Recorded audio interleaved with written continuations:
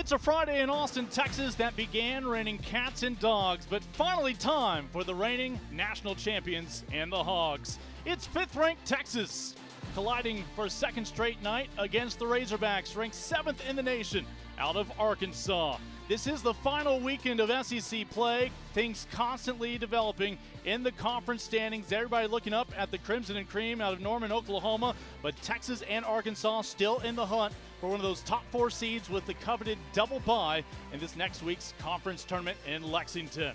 On that note, welcome to Red and Charlene McCombs Field, everybody. Welcome into our SEC Network Plus coverage. Lincoln Rose along with Bella Dayton. Of course, Bella can give you some pretty good directions to Oklahoma City come next month, help lead the Longhorns to a couple of trips to the Women's College World Series. Bella, this is a matchup here on the first day of May that we wouldn't be surprised to see these teams collide again the first day of June. Yeah, rain or shine here in Austin, Texas. I mean, you have 2 top 10 teams battling here in Game 2.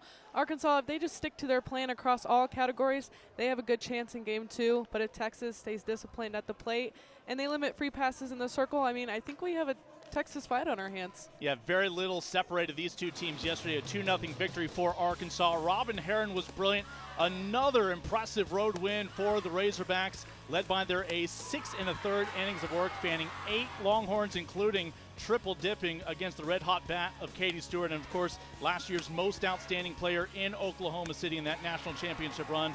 Tegan Gavon, the only difference, a few free passes when you take a look at the numbers comparing the two aces. Robin Herron, 76 pitches thrown. She was able to work ahead in the count and then expand the zone a little bit. Tegan Gavon, those free passes Arkansas was able to capitalize on, but still was able to work in different locations and get 4 strikeouts. Both these aces will be spectators to begin tonight's Game 2, as the Longhorns will give the ball over to Citlali Gutierrez, and boy, has she's taken a burden off the shoulders of Tegan Gavon. She's been more than just someone who can eat innings for you. She has been a quality starter for Mike White here in this 2026 campaign. Citlali has done a great job of bringing her confidence back. Coach White says it's kind of what you feed that thought in your brain on who takes control, whether it's the pitcher in the circle or allowing the other team to take control of the outcome. Meanwhile, it is an Arkansas lineup that does not give you a day off, let alone a batter off. You see everybody hitting in excess of 300 this season from top to bottom. With that said, bottom half of the lineup had their struggles, understandably, yesterday against Gavon. This is a Arkansas team that took advantage of their rare opportunities to bring runners home yesterday. Reagan Johnson, the speedster, will get things started for the Razorbacks. They have a chance to claim this weekend series on the road if they can find a win today or tomorrow. Their victory yesterday has already launched them back to the top strength of schedule, #1 RPI in the nation once again.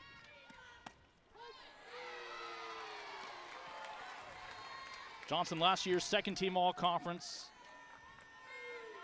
She won that 2A state track title in the 300-meter hurdles just across the highway here on the campus of the University of Texas. In Game 1, Texas had a shift on Johnson. 3 outfielders pretty much in left field, and today you don't see a shift at all. Yeah, you wonder how much of that is the difference between Gavon and Gutierrez and what they throw in the circle. Whatever Gutierrez is throwing, the fans who have made their way out on this damp evening would love to see more of it. An early strikeout.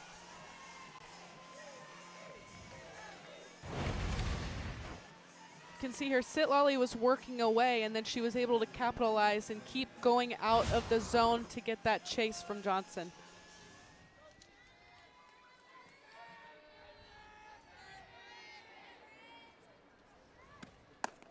So with 1 out, that gives way to Brinley Bain. Bain yesterday 1 for 2 with a walk as well. Got to run the base paths a couple of times. She is one of your top freshmen across the country, not just here in the SEC with the numbers she's been putting up this year.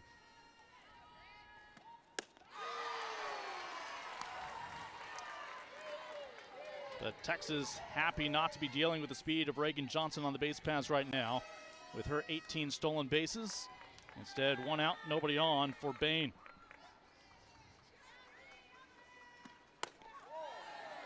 With Bain's discipline at the plate, I mean, you probably wouldn't even think of her as a freshman.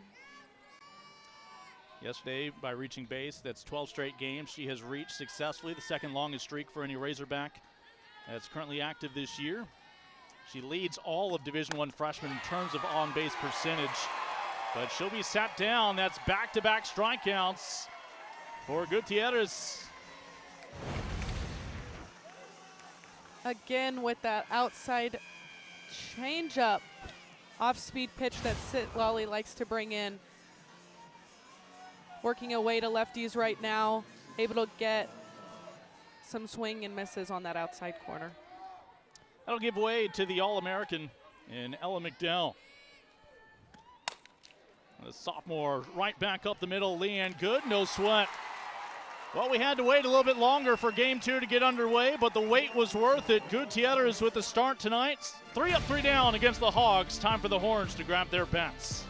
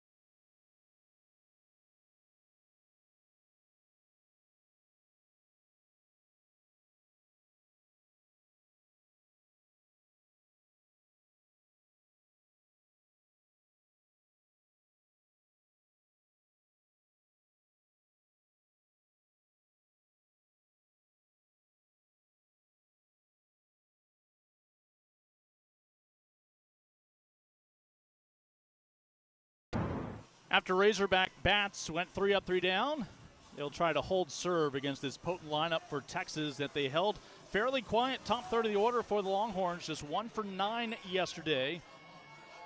They will see Peyton Burnham for a second straight day. Burnham came in for the save, the final 2 outs in that 7th inning. Henry, Stewart, and Martinez, followed by the all-time home run and RBI queen here at Texas, Reese Atwood. Again, we saw Burnham come in to get the final couple of outs and quiet a Longhorn lineup that was starting to find its stride just a little too late in last evening's game number 1. Henry with a shot. This will carry out towards the warning track, but it'll die down into the glove of Johnson, 1 away.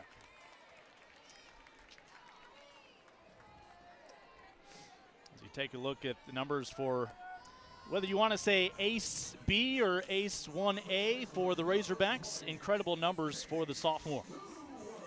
Burnham has nearly cut her walks in half compared to last year. That rise and change, she's able to mix in and then work on the outer half. She's allowed just 3 earned runs in her last 31 innings of work, including the 2/3 last night. Katie Stewart was 0 for 3 against Razorback pitching yesterday. All 3 were strikeouts. I know she would love to get another crack at what was called strike 3 in that final plate appearance last night. What a year it has been for Katie. A single season home run record for the Texas program. One that was set 2 years ago by still current Longhorn Reese Atwood. And one of those 24 home runs, perhaps a little bit more memorable than the rest, off her own sister of Northern Illinois earlier this year. And her sister was trying to fire that pitch in the opposite batter's box, but left it just a little too fat. But how great of a feeling is it to be able to play against your sister and be on the same field as her during your college career? Yeah, a special moment long before SEC play got underway. What a treat. This is every weekend in the conference. It seems like 2 nationally ranked programs, let alone 2 top 10 teams. You see the improvements from what was already an impressive campaign last year when she was a part of that national championship run. 2-2 offering to K-Stu, and the count will go full. 1 out, nobody on after Caden Henry's fly out to center. And with all the rain we've had the past 48 hours, temperatures have dipped as we are in the high 50s here in Austin, Texas. And that ball will die after hitting Stewart in the batter's box. Katie Stewart has just had this amazing confidence about her getting into the box. She commits to the pitches that she wants and then battles when she has 2 strikes. Battling here in another payoff pitch. That'll be a souvenir ball foul back beyond the net. Robert Guest, our home plate umpire, joined by Gil Zayas and Mark Corris out in the field. And these 2 teams will close out their regular seasons against each other tomorrow. There's another one pulled foul. The rain finally started to let up. We still have rain coming down, but much more playable than what we witnessed when there was a tarp on the field all day long. Speaking of pulling it foul, Coach White made a comment the other day that he knows exactly what Stewie's exit velo is because he has to dance down the foul line. I heard his health insurance premiums have gone up ever since he signed Katie Stewart. Might want to take out an extra policy as quickly as she gets that barrel around on the bat with him standing down there at third. Keeps him in his prime. This one carrying out towards center, but not far enough. Fans thought they were going to see an end to this 14-inning drought for Texas in Austin. Their last run scored was Katie Stewart's walk-off in that 3rd game against Oklahoma. Katie Stewart staying true to her plan, getting this pitch that was low but stayed pretty middle, taking it deep to center, but just short enough of the fence. Loud out to center. That gives way to Vivi Martinez. Again, as if it's not tough enough with that 10-foot outfield wall from pole to pole. The weather not working with the hitters. With a couple of flyouts to center. Martinez puts this one in play. Burnham, and both pitchers come through with a 3-up, 3-down performance. And just like 24 hours ago, we are scoreless through the first frame. Hogs looking to strike first, just as they did last night.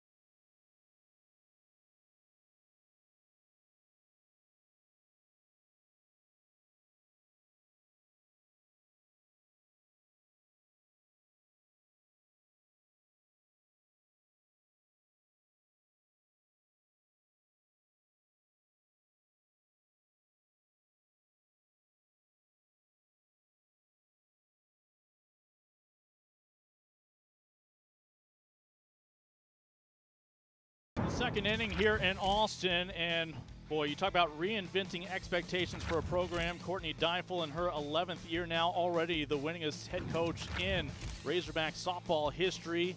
8 straight NCAA tournament appearances. and an individual who has led the Razorbacks to 4 supers, hoping to punch their ticket finally to Oklahoma City this year. Courtney Deifel took over this program 2016. Her very first win was right here at McCombs Field, a neutral game against North Dakota State, and with a win today or tomorrow, she'll be recording win number 400 here as well, as this ball about 1.5 yards wide, being the first base hit of the ball game. That one in off the bat of Tiana Bell, her cleanup hitter. And Courtney Deifel spent 1 year at the helm of Maryland for taking over the program in Fayetteville. Former national champion in her playing days with Cal, and she might be the smarter of the 2 head coaches. She does not stand in the third base coach's box. She leaves that to her assistants. Bell, this one straight up the middle of Martinez. So fluid. Boy, this was a Texas infield last night that made a lot of tough balls look routine. Vivi Martinez leads the way. Vivi just has so much range up the middle, playing shortstop. You wouldn't even know that she was injured last year with how much authority she has on the field. That ball took 2 hops, and she still got the throw over. Here's some of the good news in addition to the win for Arkansas yesterday.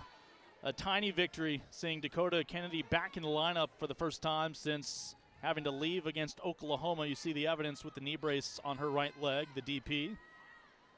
See if she can be the first base runner today for Arkansas.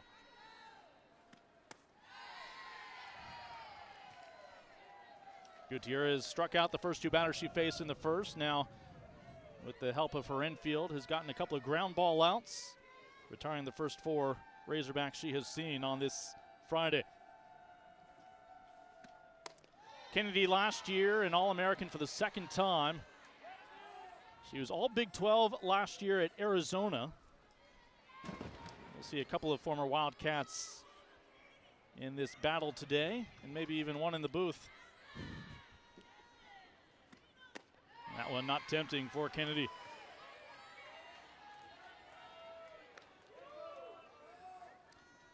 Dakota Kennedy bats behind Tiana Bell. They've been teammates, it seems like, since 8th grade when they were travel ball teammates together. Now trying to team up to lead the Razorbacks to the Women's College World Series. Katie Stewart able to field her position over at first. We talked about Vivi Martinez last year being out. Katie Stewart was among those filling that void at shortstop, did so admirably for settling in at first base this year. Yeah, Katie Stewart, I mean, she just took the reins, and wherever she was put, she had the confidence to play there. She's also relieved Reese Atwood some behind the plate. I think Mike White came into the year thinking he was going to give Reese more rest than I think everybody else realistically believed would happen. Reese would just as soon be behind that plate every single game. Perhaps double headers you'll see her give way to K-Stu. Davison just gets a piece of that, now in an 0-2 hole. Carly Davison, your player of the week in the SEC, coming off that performance against Missouri last weekend where she hit 667. Of course, she's a transfer from Utah where she reunited with a familiar face. DJ Gasso was on that Utah staff, the, of course, son of Patty Gasso in his 3rd year now on the staff with Arkansas. 3 pitches, 3 strikes, and Citlali Gutierrez perfect through 2 here in Austin.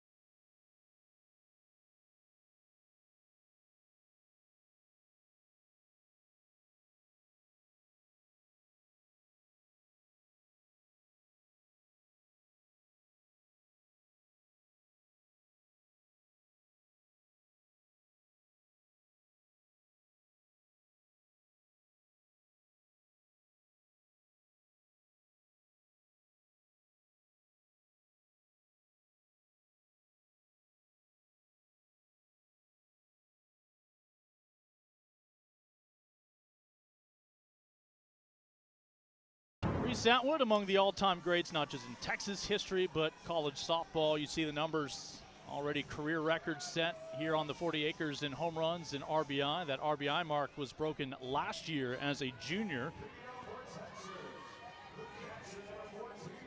Almost half of her career hits have been for extra bases. So she'll lead things off, followed by Leanne Good and Hannah Wells, the freshman, facing Peyton Burnham. We've yet to see a base runner for either team through the first inning and a half. As these two pitchers today picking right back up where yesterday's aces left off for the Longhorns and the Razorbacks. Reese Atwood had a hit to left field yesterday for a single. Maybe that starts her weekend off strong and continuing these line drives to set the tempo for Texas. Yeah, had one of the 4 hits for the Longhorns. A lot of it came late. Just could not push the 2 runs necessary to tie it up.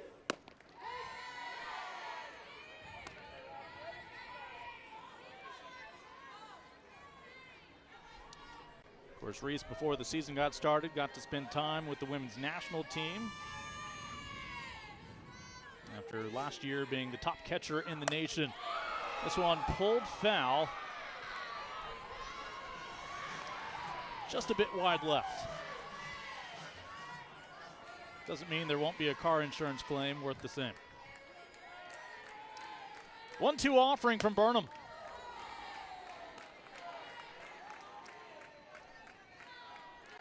Just missed, going up and in, and then switching eye levels, going down and away.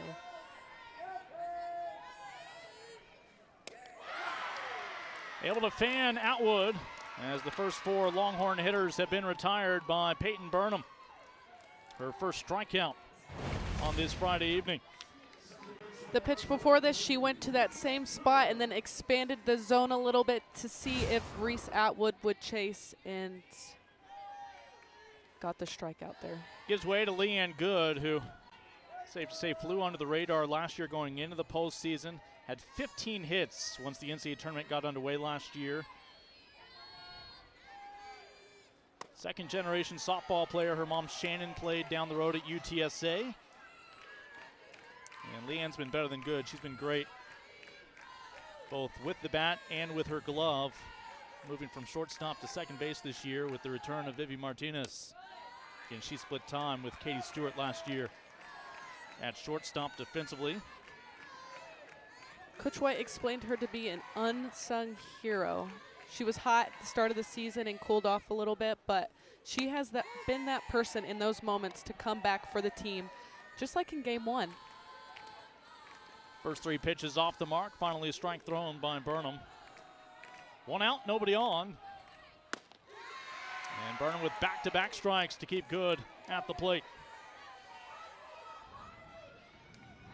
In Burnham last year, freshman All-American out of Eugene, Oregon, where she was twice a state champion in the Pacific Northwest.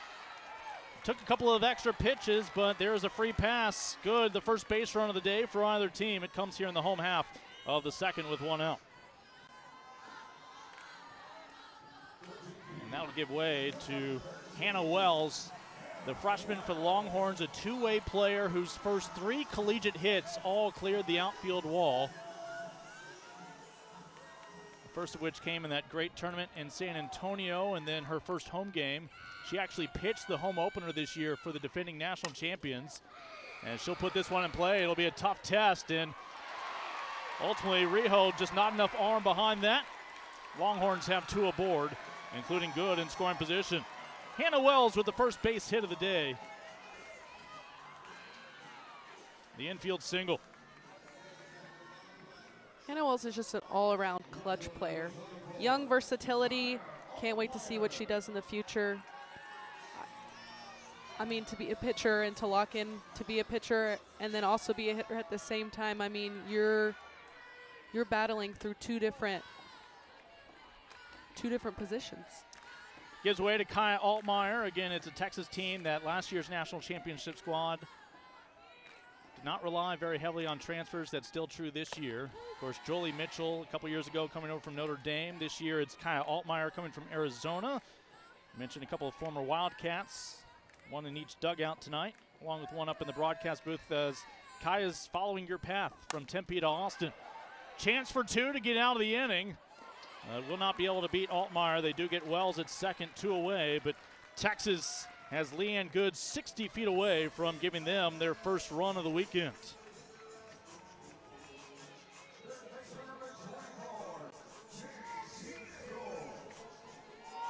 So no ball has left the infield, but runners on the corners, and now the infield all right now cheating in with J.C. Nichols, another standout freshman this year. You had 3 different freshmen get starts early this year at third base, trying to fill a hole that used to be named Mia Scott, who's of course going to be playing pro this summer up the road in Round Rock.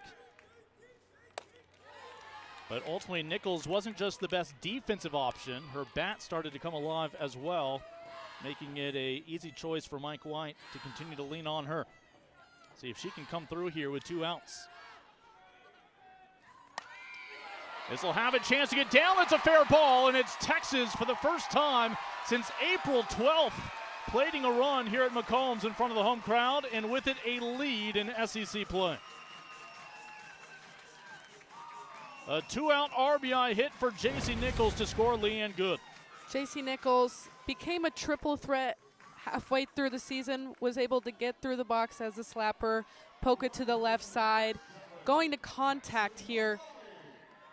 I mean, that's all about being a slapper, being able to get to contact, place the ball in certain gaps, and get that run in. First pitch, Ashton Maloney sees, fought straight back. So Altmaier on second, Nichols on first, only third base unoccupied, though the Razorbacks just need 1 out to limit the damage to 1 run. Ashton Maloney, who throughout her career has seen time at both ends of the lineup, and the 9-hole here trying to turn it over for Caden Henry on deck. Maloney last year's second team all SEC, also all defensive squad as well.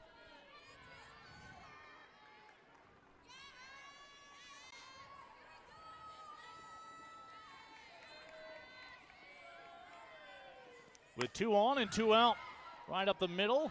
Razorbacks will strand 2 Longhorns, but not before J.C. Nichols plates the first burnt orange run of the weekend, bringing Leanne Good home on the 2-out RBI single.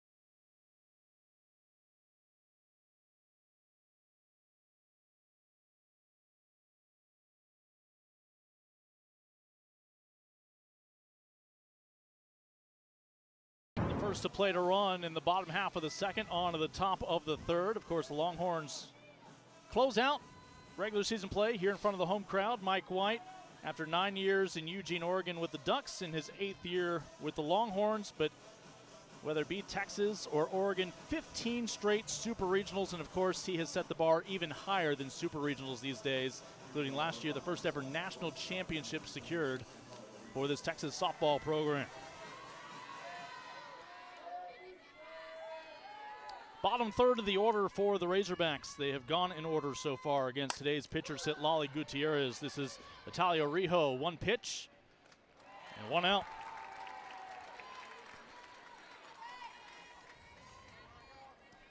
So Texas comes into this week 5th in the nation. Your defending national champions gearing up for the SEC tournament. You see their record. They have slipped to 5th RPI, which is still pretty darn good. And with a win today against Arkansas, and certainly with 2 wins this weekend against Arkansas, if they can find the weekend series, that'll rocket them right back up towards the elite. But both these teams, regardless of how the next 2 days play out, have to be pretty pleased and pretty optimistic that if they survive their own regionals, they'll be hosting Supers as well. Maybe meet back up again in the World Series. Here's Kaylee Wyckoff. And she'll shoot that one just foul by just a handful of inches down that third base line. First time Kaylee Wyckoff suited up here in Austin. It was with Texas Tech. Her freshman year, played a weekend series here in Austin. Her 2 years at Tech, each time eliminated in the Big 12 tournament by Texas. That was before Nija Kennedy took up residence along with a new head coach named Jerry down in the South Plains.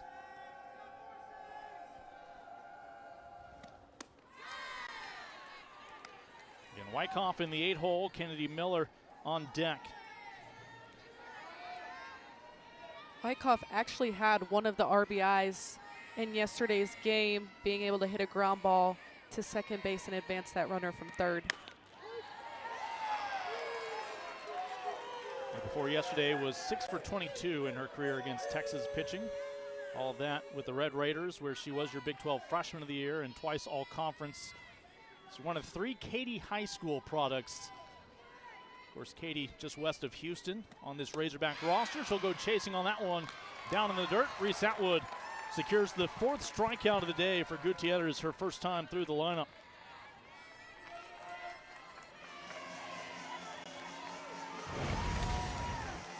Citlali being reliable here. She worked away on that last pitch.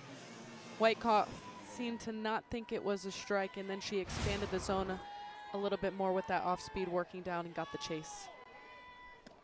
Talking about returning Texans, this is a homecoming for Kennedy Miller. Standout up the road in Georgetown for the Eagles. She helped lead Georgetown High School to their first 2 ever state tournament appearances. Of course, state championship is played right here on this field at McCombs, where her junior year they finished runner-up to Aledo. Have to imagine a few more fans in attendance, part of her cheering section tonight. With a walk yesterday, Kennedy now on a 17-game on-base streak. Your backstop for the Razorbacks this year. 2-1 ahead in the count to Gutierrez. Reagan Johnson on deck if Miller can become the first base runner today for the Razorbacks.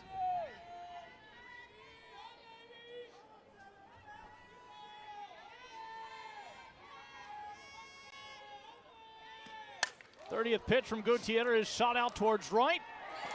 And it's been an efficient 9 up, 9 down for Gutierrez with 4 strikeouts and 5 putouts from the defense behind her along the way. Texas looking for insurance next.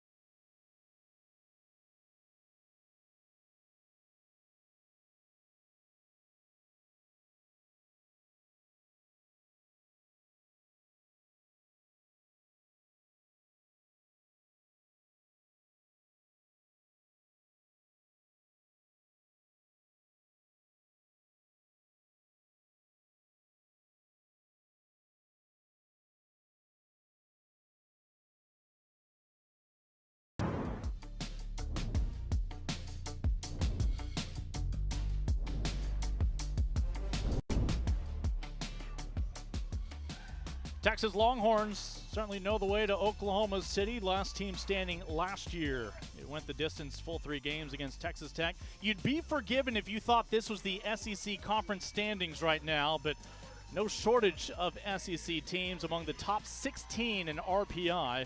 Arkansas rocketing right back to number 1 after their win yesterday here against number 5 Texas. Texas in RPI also checking in at number 5. They began this weekend both among the top 3, and by the end of the weekend they may both be again among the top 3. Yeah, I would just say it just shows that they are built for these big moments, and they know that they can go up against the best of the best. Caden Henry trying to get an infield base hit. And the moment that ball pulls Davison behind the bag, no need to make a throw. Henry is on. First leadoff batter to reach for either team. Caden Henry a little out in front of this outside pitch, but still was taken up the middle enough to where she would be safe at first with that movement of second base. Let's see how aggressive Texas is with Katie Stewart at the plate. Henry will feign a move to second, but right now all the attention on Katie Stewart. 0 for 4 these last 2 days against Arkansas pitching. If you want a glass half full, that to most folks would mean she's due. Henry with 23 stolen bases on the year, 25 attempts. I mean, I would anticipate her going at some point unless Katie Stewart just happens to knock one out of the park. Just as you predicted. And Henry is in with her speed under the throw of Davison. It was a nice throw from Miller. Caden Henry in scoring position now for Katie Stewart. Pitch up in the zone. Caden Henry takes off for second. Close play there, but that gives her 24 stolen bases on the year. Still ranked number 1 in the SEC for stolen bases. Stewart will fight off the subsequent offering. 2 balls, 2 strikes. Texas brought 6 batters to the plate in the second. They stranded a pair but did plate the lone run so far in this matchup when Leanne Good came home with 2 outs on the RBI single from J.C. Nichols. Just again, another opportunity where the bottom third of the order for the Longhorns came through. Not sure the last time Katie Stewart was ever inked into the bottom third of the lineup. She has embraced being a marquee hitter for Texas, and she'll take the free pass and take the available base over there at first. 2 on, nobody out. Second walk today for a Longhorn.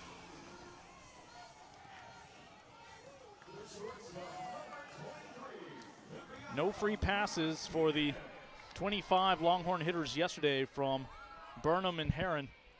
Here's Vivi Martinez. Grounded out back to Burnham back in the first inning.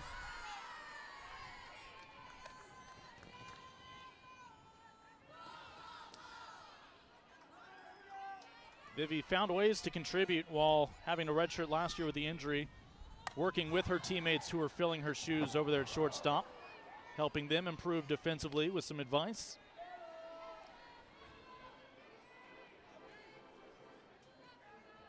Able to, of course, win that job back this year from day one once she got the green light medically. Able to get the bunt down. It's a beauty. Only plays at first, and Texas will push the envelope, and they say the tag's applied in time. It's a double play for Arkansas, and Mike White immediately wants a review. As it stands, it's still a 1-run ball game with Katie Stewart, the only base runner left, at third. Texas is challenging the out call of the plate. It's now in a review. Against a lesser defense, bases are loaded with nobody out. With the great bunt from Martinez, Arkansas not only got the out, as again, of course, reviews during conference play are handled back in Birmingham.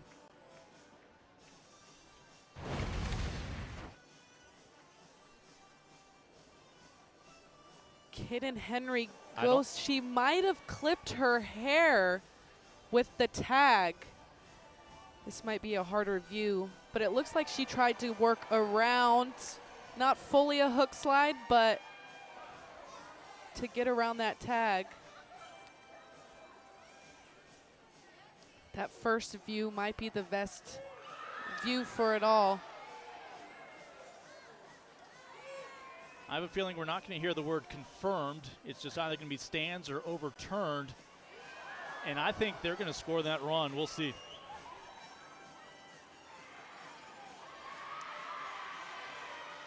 That is a close play. Did she get the ear? I think other angles The ear, suggest the no. ribbon. I had a game last week in Waco between Baylor and Oklahoma State where the long braids of hair were clearly tagged and they ruled that individual safe. And so how do they interpret any contact with that ribbon in the hair? We're still waiting on the verdict as we simply speculate up here. I don't know if this is enough to overturn. Will it be 2-0 Texas with one out, or does the score remain 1-0? Give you another look. Any contact with any part of Henry. I think it might have been the ear. Yeah, does she send that batting helmet a little ajar? That has to be what our home plate umpire thought he saw. I mean, Vivi Martinez with the short game to advance the runners, but Kaden Henry being heads up to then advance home. Obviously, the review taking a while. And we will find out when you find out at home. Mike White thought it was worth testing this infield, see if they could execute with the speed of Kaden Henry. I think it's better to be aggressive with a base runner as quick and smart as After Kaden review, Henry. the call on field has been confirmed. The runner is out, and there was no obstruction. This is Texas' first challenge. So that's the strongest of confidence confirmed. So they do believe they absolutely saw leather to ear flap on Kaden Henry. And not just that, they did look for the typical obstruction call at the plate that we've grown accustomed to.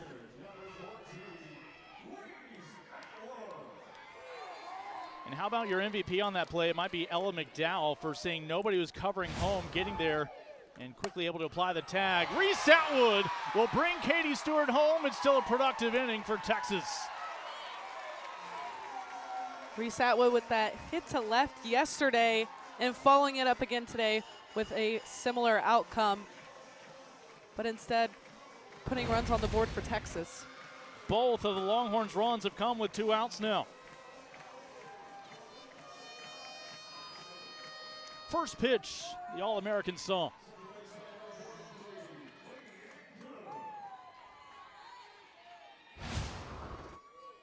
Leanne Good, the first base run of the day for either team, walked last inning with 1 out. She was the only player to cross home before moments ago was Katie Stewart. So the 2 Longhorns who have walked in this game have been your 2 runs thus far. That sounds very familiar to the formula yesterday for Arkansas. Free passes coming back to bite you. Texas looks a lot more disciplined at the plate today, finding pitches in their zone that they want to swing at, committing to them, and sticking to their plan. Texas has already matched the 4 hits they had all of last night. Good, the 5th batter this inning. And she'll sit on the 3-0 offering. Reese Atwood on first base, Leanne Good in the box. 2 of your AUSL Golden Ticket winners for the upcoming college draft. I guarantee that they will have the chance to play pro. Of course, this year the AUSL embraced home markets, one of them being up the road in Round Rock, led by a general manager by the name of Catherine Osterman. Good, out towards center, back tracking, but short of the warning track. There's your 3rd out. It could have been worse for the Razorbacks, but Texas does manage one to find some insurance on this Saturday night.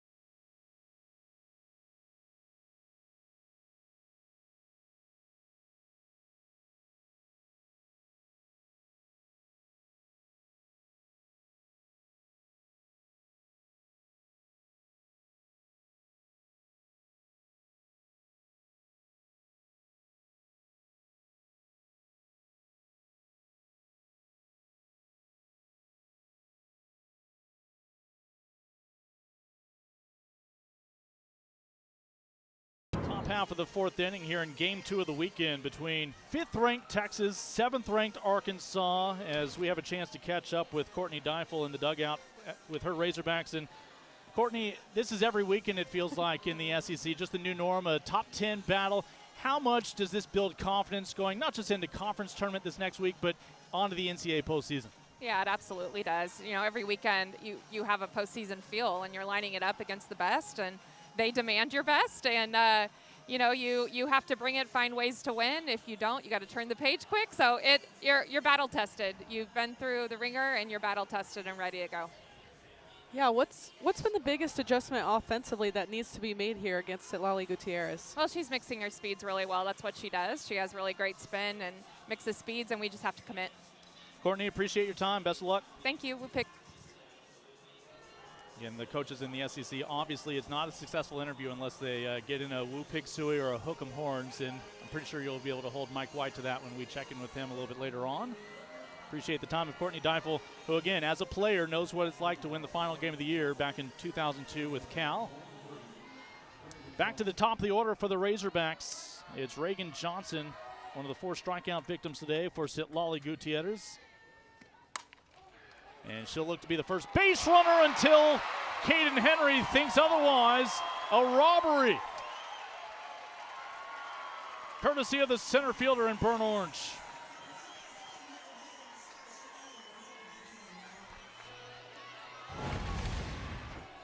Reagan Johnson here doing her job as a slapper, finding the gap, but Caden Henry having all the range in center field and being able to make it that diving catch. Speedy center fielder on speedy center fielder crime here at McCombs. Johnson kept off the base paths. 10 straight batters retired by Gutierrez and this phenomenal defense behind her. Here's Brinley Bain trying to end the drought. Former Miss Tennessee softball. What a year it's been for her in her first year as a collegiate athlete. After a couple of state championships back in Eagleville, Tennessee in the Volunteer State. Both her parents played community college ball, softball and baseball.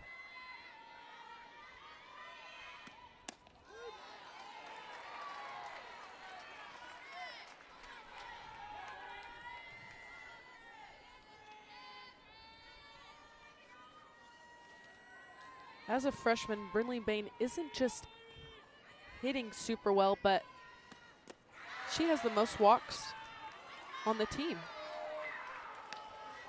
Yeah, love her in that 2 spot behind Reagan Johnson. Sees the zone so well, gives Johnson chances to advance herself into scoring position when she's on. 3-1 offering from Gutierrez to Bain. There's your first base run of the day for Arkansas. A 1-out walk. Bain able to work back from the strikeout that she had in the first inning, being more disciplined with her approach at the plate and drawing that walk. So first 10 batters were retired. Now the Razorbacks will bring the tying run to the plate, Ella McDowell.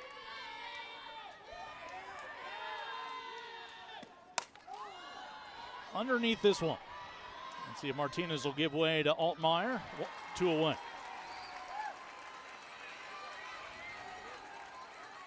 And that means Bain has to stay at first. And Tiana Bell with a chance to extend this 4th inning.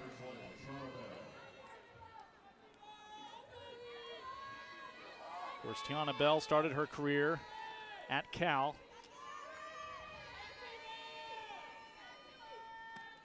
The alma mater of her head coach. Unique thing for Tiana. At Cal, she was both all Pac-12 and all ACC. Now looking for perhaps conference honors here in the SEC, the cleanup hitter.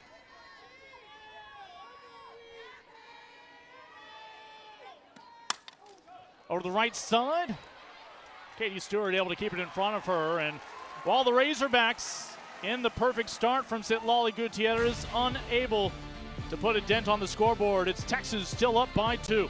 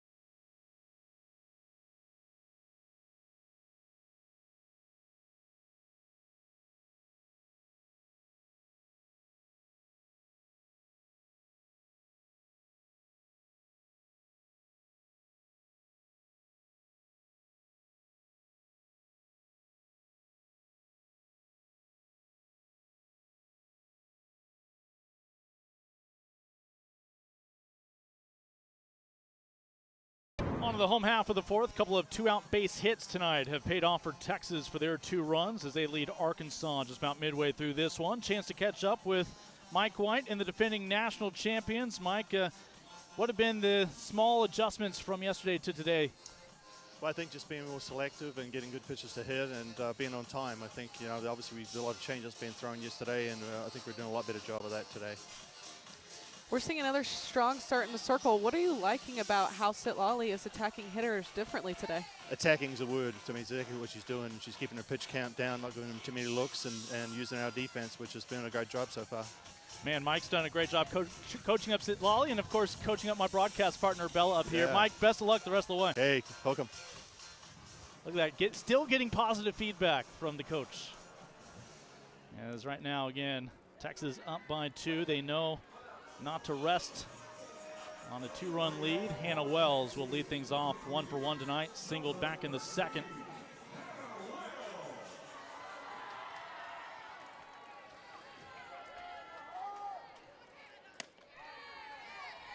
Mentioned Hannah got the opportunity to be your first starter this year in front of the home crowd the night they unveiled the national championship banner in center field.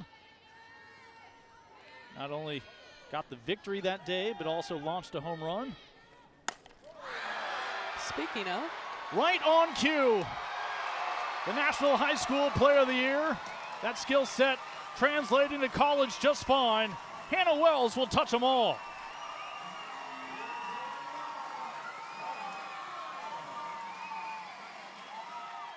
Hannah Wells is just so patient at the plate. She hunts the pitch that she wants, and this one just so happens to be right over the plate for her to barrel and take deep center. 11th long ball of the year for the freshman. Still 60 shy of Reese Atwood's career record, but who knows? And we think that'll end the start for Peyton Burnham. As the Razorbacks look to the dugout, and Hannah Wells, take a look at her numbers. When she gets barrel on the ball, good chance it is not going to be recoverable. Razorbacks the first to dip in the bullpen. We'll get you more information on the new arm when you rejoin us.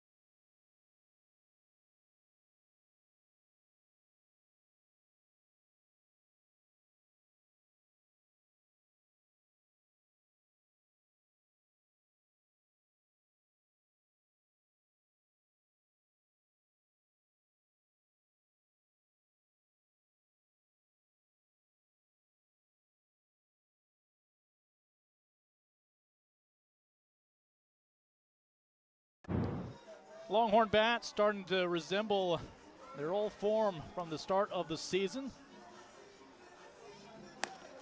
As yesterday, again, just a total of 4 hits. Most of them came late in the game when they were held scoreless in the 2-0 loss to Arkansas. Already 3 runs on 5 hits for the 5th-ranked team in the nation. Taylor Temmerman sees her first innings of work here in Austin. The freshman out of Wisconsin, making her 22nd appearance already on the year. And her numbers would look just fine if it weren't for the gaudy numbers put up by your 2 primary starters there out of Fayetteville. So bottom third of the order here for the Longhorns. Kaya Altmaier reached on a fielder's choice 0 for 1 today, back in the 2nd inning.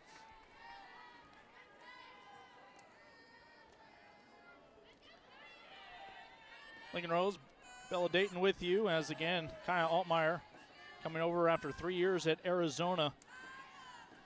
She was a career .355 hitter.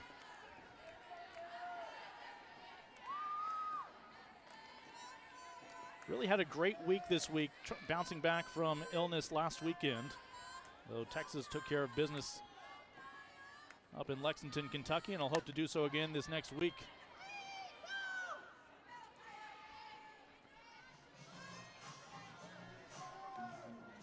Texas trying to hand the Razorbacks just their second Game 2 loss all year, both in conference play and out of conference play. Only Florida took a Game 2 this year from the Razorbacks. Yeah, it seemed that every first game that Arkansas lost, they were able to come back in the second game. When I talked to Coach Deifel, she said that she didn't know until her son actually told her about that stat. Yeah, there's a lot of high softball IQ in that dugout, some of whom not on the payroll. But we're out there warming up. This one out towards center. Johnson underneath it, one away. Texas is going to have to switch their approach from Burnham upper 60s to Timmerman just right under 65 miles per hour with a changeup. J.C. Nichols is single with 2 outs back in the second inning, gave Texas a 1-0 lead. Squares around, can't get the bunt down on the first try. And Texas would score with 2 outs in the second and do so again in the third. Nichols 1 for 1 today. With that poke to left field, J.C. Nichols started the season pretty much hitting away, and then Coach wanted to try a slap. So halfway through the season to now, she's pretty much a triple threat, can bunt, can slap. You see her more slapping now than hitting away, but could probably go situationally. 1-1 offering from Temerin, who came in after the home run solo blast off the bat from Hannah Wells to begin this inning for the Longhorns. That ended the start for Peyton Burnham. Timmerman gets her swings and misses up and down throughout the zone. Her off speed has good location placement, low and away to righties. 1-2 as she'll get the strikeout to Nichols. Just the second Longhorn to strike out today against Arkansas pitching. Nichols is in good company. The other one was Reese Atwood.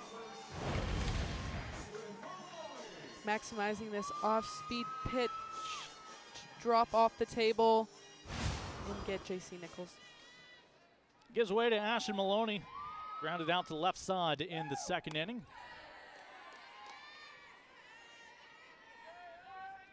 A former state soccer champion in her time growing up in Liberty, Missouri. Now in her final year as a senior here in the Lone Star State. Just such a reliable presence out there in the outfield. If Texas has improved on anything from a year ago, their defense already in championship form. Of course, last year, no errors for Maloney patrolling right field. This one out of play. I mean, just her throws alone from the outfield tell a story. Throwing runners out. I mean, I wouldn't run on Ashton Maloney.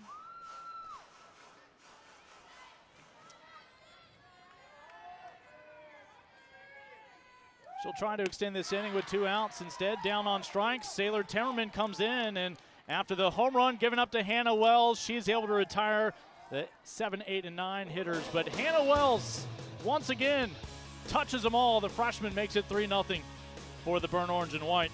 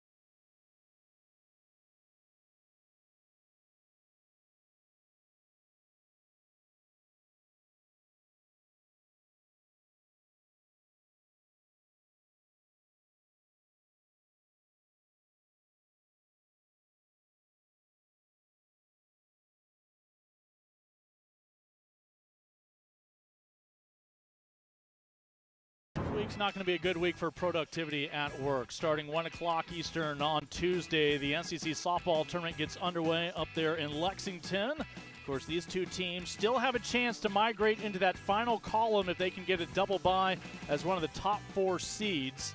But if the season ended today, this is what the bracket would look like. Texas would be the 6th seed, Arkansas the 7th. Spoiler, the season does not end today. And Arkansas not willing to concede this game, still have plenty of time to fight. Though one pitch is all it takes to retire Dakota Kennedy. 0 for 2 now today.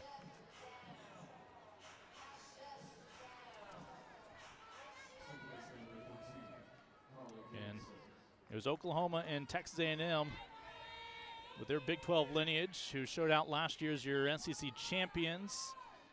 Parity has defined this conference. It's a big reason why we're no stranger to hearing every team's name called by the committee when that NCAA tournament bracket is unveiled.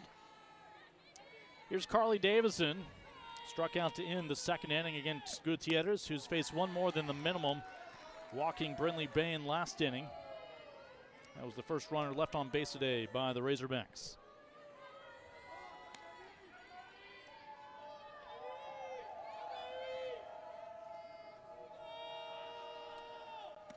The 1-1 to Davison. This will be playable out and left for Altmaier.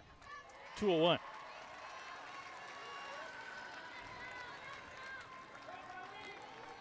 That'll give way to Atalia Rijo, who just saw one pitch her last time up when she popped out to her shortstop counterpart, Vivi Martinez.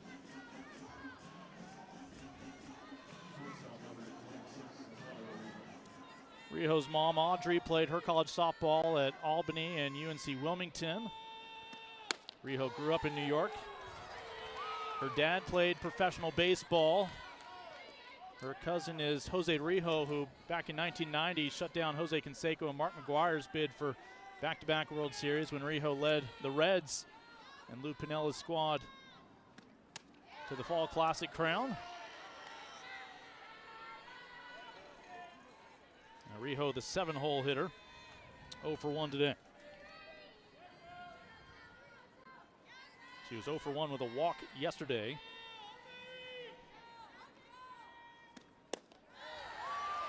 Remember, the Longhorns last weekend, big part of their success against Kentucky, no pitcher gave up any free passes, whether it be walks or hit batters.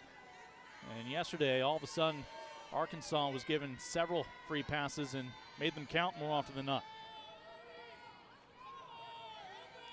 2-1 to Rijo.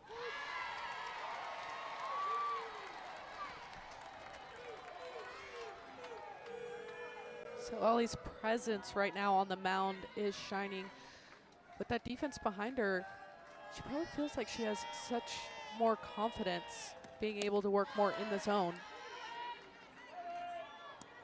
Has to feel good to know you've got that defense behind you and the leadership of a catcher like Reese Atwood, your Johnny Bench Award winner, top catcher in the nation a year ago, helping you behind the plate. Payoff pitch. That'll get past good. It's the first base hit of the ball game for the Razorbacks. With 2 outs, Rijo is on, and let's see if Arkansas can make some noise here in the 5th. A nice at-bat for the 7-hole hitter. Finally finds one that she's able to get out of the infield. Rijo was able to take this pitch that was kind of left middle out and drive it up the middle. Leanne Good, unsure of how the hop was going to read. Ball ends up going to Ashford Maloney and right. Rijo safe at first. That'll give way to Kaylee Wyckoff. Struck out back in the 3rd. Last strikeout victim so far today for Gutierrez, working with a 3-run lead after Hannah Wells launched the home run last half inning. But you're talking about Kaylee Wyckoff. What a luxury. Throughout her career, she's made at least 9 starts at 5 different positions, including behind the plate. Your left fielder these days for the Razorbacks. Texas just needs 1 to get out of the inning. They're not going to find it there. A slow roller. And by the time Katie Stewart picked it up, there was nowhere to go. It just shows how much versatility Wyckoff has. Slow roller to first base. Wyckoff beats the ball to the bag. Katie Stewart unsure if she should take the bag or if it was already too late to feed it to Leanne Good. Yeah, back-to-back base hits to break up the no-hitter for Citlali Gutierrez here in the 5th inning, and that means the tying run comes to the plate with 2 outs. It's Kennedy Miller, we mentioned, a homecoming for her, growing up just north of Austin in Georgetown. Right now, only third base unoccupied with 2 away. And that is 2 more hits from the bottom third of the order than Arkansas got yesterday. Gutierrez with a brief chat there with Patty Ruth Taylor, who a few years ago was brought in and entrusted with this pitching staff as Mike White willing to let go of some of those responsibilities.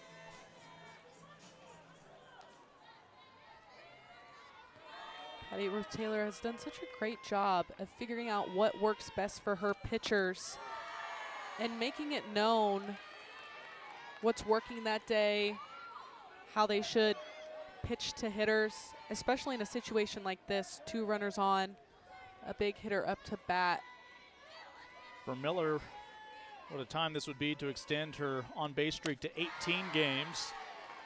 If she could be the 3rd straight Razorback to reach with 2 outs, Reese Atwood making sure the infield's on the same page as they just need 1, but a 2-0 count to the 9-hole hitter Miller.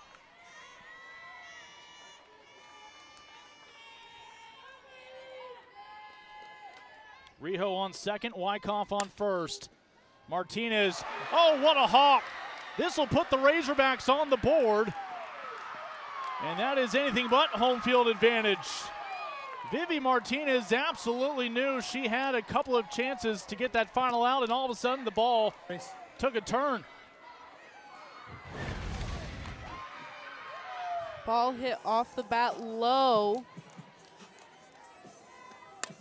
Looks like it should be a potential double play, but gets redirected by who knows what in the infield. Allows Arkansas to advance runners to both second and third. 3 straight hits, now with 2 outs. Rijo comes home to score, the first to single this inning. And now we'll see some changes on the base paths, notably for Miller, the catcher.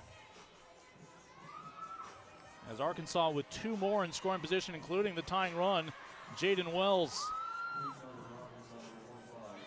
In a situation like that, from an outfielder's perspective, you know she's going to be safe at third, so maybe save that backside runner from getting to second.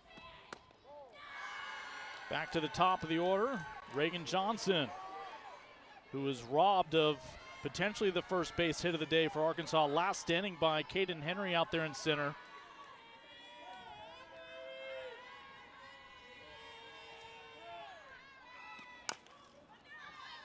Picked up in foul territory. Atwood will make the throw just in case. 5th batter this inning after the first 2 were retired. Make it 6th, batter this inning for the Razorbacks. They're looking to claim a SEC weekend series on the road here on a Friday evening after picking up a 2-0 win yesterday over Texas. Infielders are in. Outfield doesn't have a total shift on Johnson, but they are also shifted in.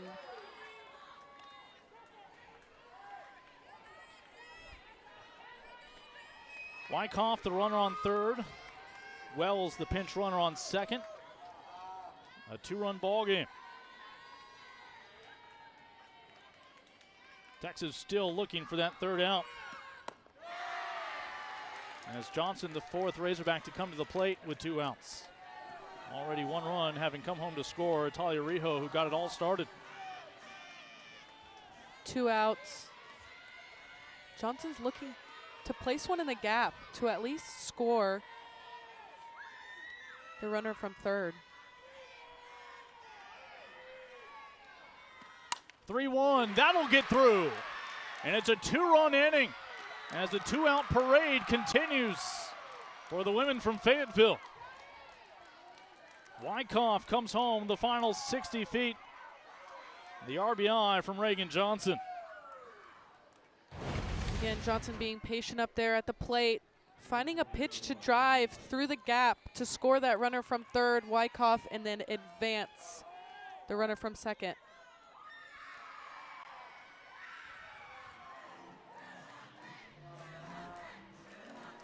So runners on the corners for Arkansas, including the potential tying run 60 feet away, whether it be a pass ball, wild pitch, or a ball put in play. Mike White will make his first trip along with his first-year assistant, Aaron Earlywine, to talk to everybody.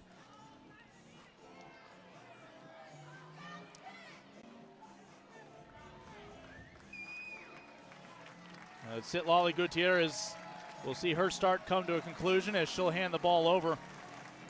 Texas makes its first change in the circle tonight, hanging on to a 1-run lead.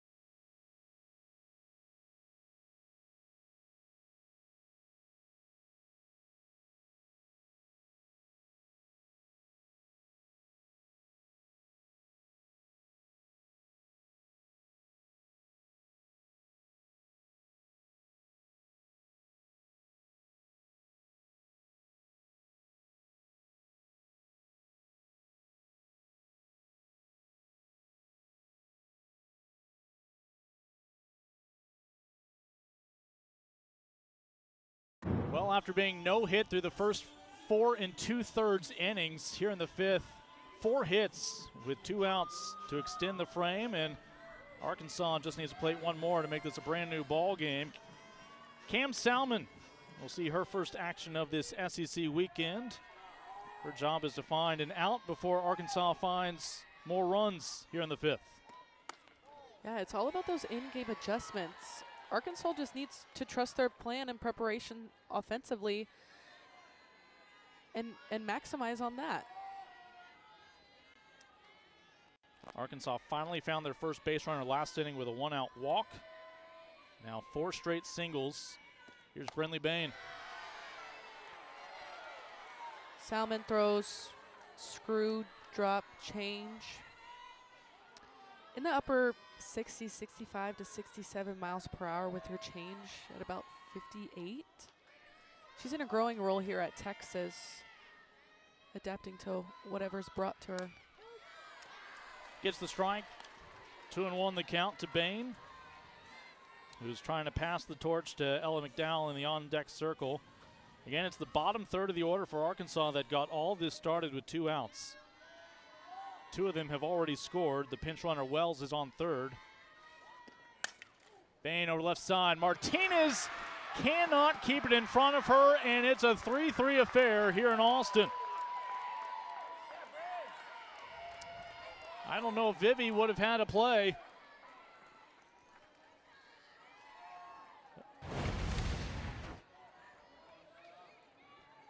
Pitch on the outside corner, a little elevated, takes it to the left side. Looks like Vivi wasn't really stationed in her posture all that much to secure the ball. It'll be the first error of the ball game instead of a 5th straight single for Arkansas, who's now threatening to take the lead with a runner in scoring position, that being Reagan Johnson and her speed. Bain behind her at first. Ella McDowell, your 3-hole hitter, 0 for 2 today. The All-American. Second batter faced by Cam Salmon. That one's not going to get far enough away from Atwood to test or tempt Reagan Johnson over on second. Razorback base runners last night gave a lot of respect to Atwood.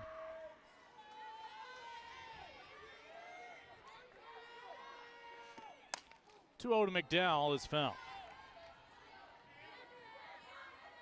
Again, Dakota Kennedy and Carly Davison were retired in order to begin this 5th inning.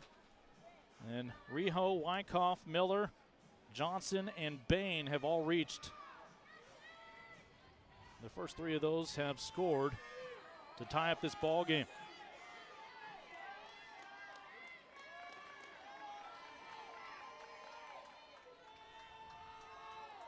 The 2-1 to McDowell. Salmon over to first. Arkansas will take a lead here in the 5th. 4 runs with 2 outs. Texas simply cannot buy it out, with one routine opportunity after another eluding them.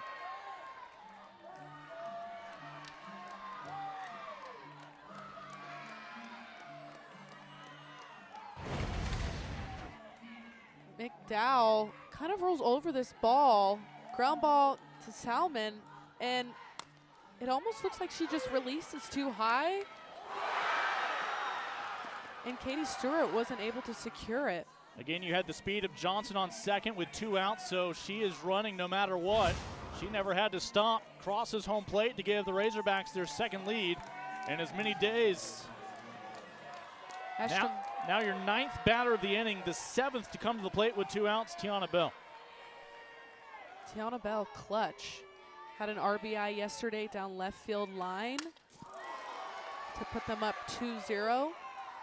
Now she's in a position again to get him even further ahead. A couple of ground outs, her first 2 at-bats, one to Martinez, the other one to Katie Stewart.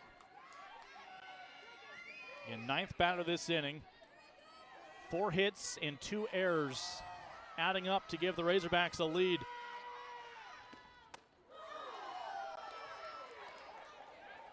Only first base unoccupied here in the top of the 5th.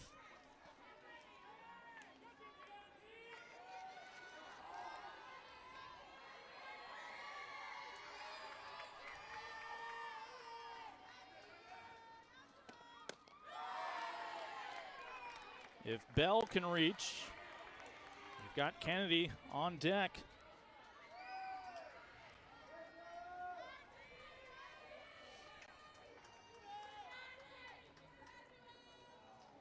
Patty Ruth Taylor is going to go talk to Cam Salmon, who again entered this inning. And the 2 batters she has faced have both reached on infield errors. But a lead has turned into a deficit against an Arkansas team that has played very well this year against some tough competition away from Fayetteville. We'll note, oh, by the way, Arkansas, #1 team in the nation, batting average with runners in scoring position, and they have made it count here in the 5th. This is the first inning they've had runners in scoring position. 2 outs. I think Cambria Salmon just needs to pitch her game, pitch what she knows is best and what can work effectively against these hitters. Again, 2 outs, runners in scoring position. Trust the defense behind you and allow yourself to work in this count. Well, she may not have another pitch, as Mike White is going to make another change. Cam Salmon got a couple of ground balls, but the defense behind her could not find that 3rd out. Instead, a couple of errors to extend this inning, as Tegan Gavon, for 2nd straight night, will step into the circle for Texas.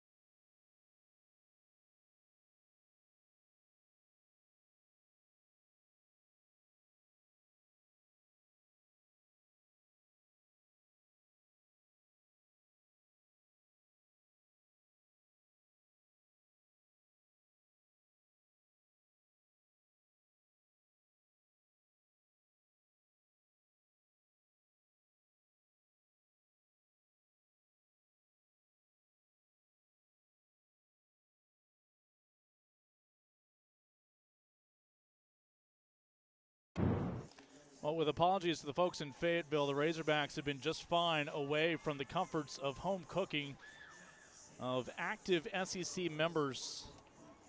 Again, they have been the best since 2021 in terms of claiming series on the road, taking 19 of the last 23.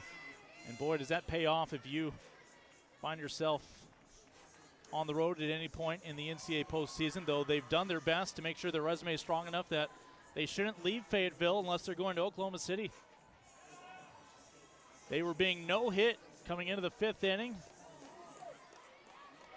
Citlali Gutierrez went 4 2/3 of no-hit softball, but all of a sudden 7 straight, now an 8th straight batter coming up this inning.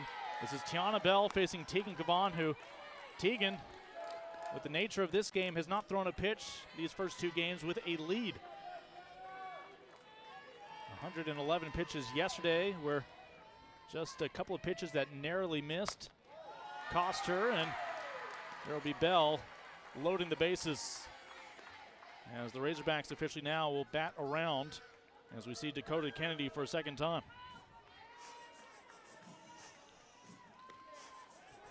For Tegan right now, it's all about location, attacking that strike zone, staying out of, predictable situations. Tegan only came out for 1 batter when Hannah Wells pitched to 1 individual for Arkansas last night. Then Cavan came in to close out the game. It would be a 2-0 loss for Texas. Texas with the first 3 runs tonight. Arkansas responding 4 runs with 2 outs here, looking for more with Kennedy at the plate. Kennedy just has elite speed and just as this offensive spark for the Arkansas Razorbacks. She's 0 for 2, including the first out of this inning.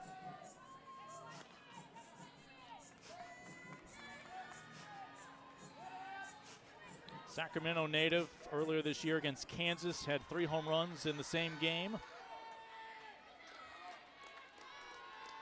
Comes up with bases loaded and 2 outs against the defending national champions.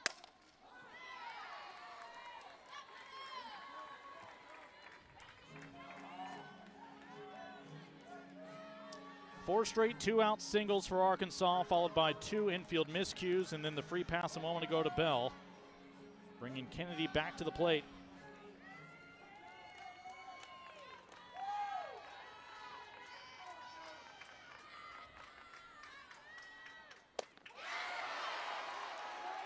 They'll appeal down, did not swing, and the pitch itself did not merit the strike call.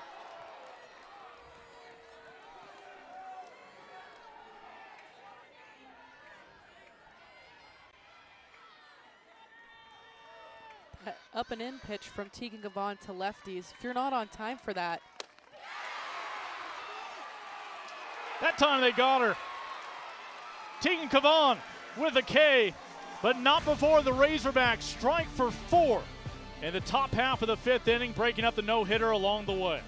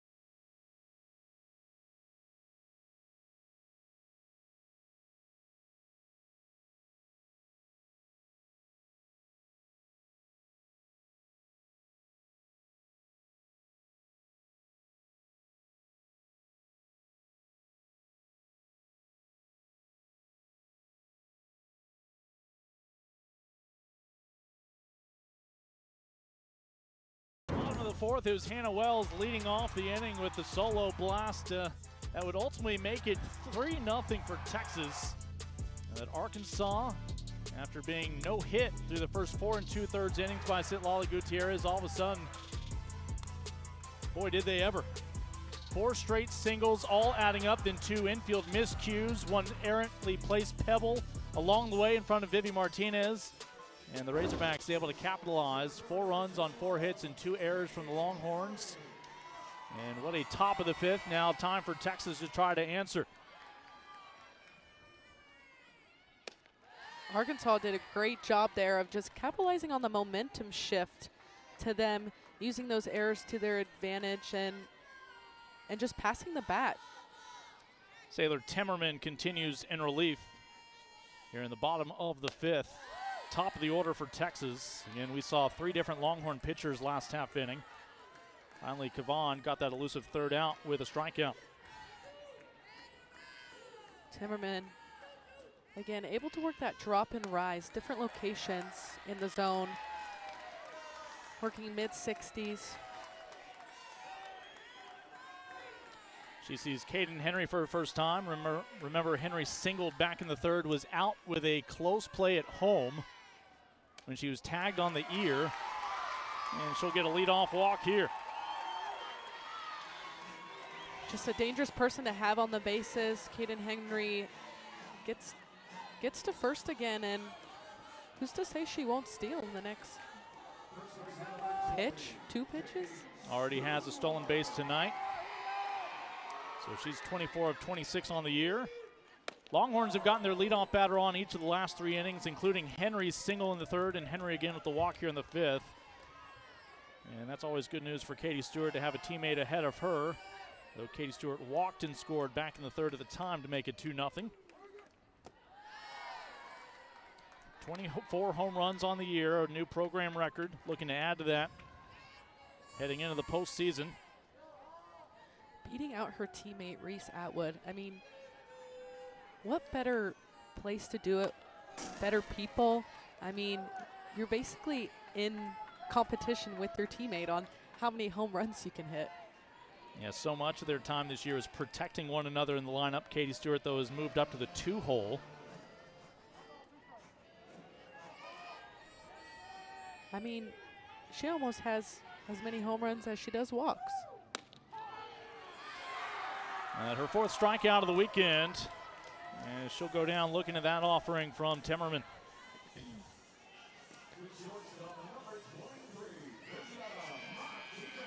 Gives way to Vivi Martinez. Another look. 2 strikes, drop ball on the outside corner. It's hard to be passive in a situation like this. Runner on first base. You're down by 1 run. Texas has scored in each of the last 3 innings, though no crooked numbers as of yet. Arkansas waited until the 5th in the top half of this inning to plate their 4. See if Vivi Martinez can find that pebble over on the left side. You can see that the shortstop is shaded up the middle a little bit. Vivi seems to get all her hits pull side.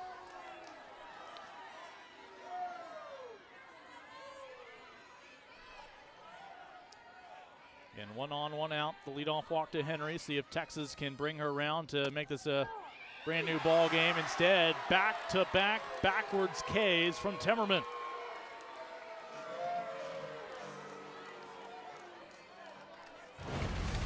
Timmerman getting this pitch right at the hands of Vivi Martinez. Reese Atwood, first pitch she saw in the 3rd, was able to drive home a teammate. It was an RBI single at the time that made it 2-0, scoring Katie Stewart. Just trying to extend this 5th, see if Texas can work some 2-out magic like Arkansas did earlier this inning. Atwood at the plate, Leanne Good on deck.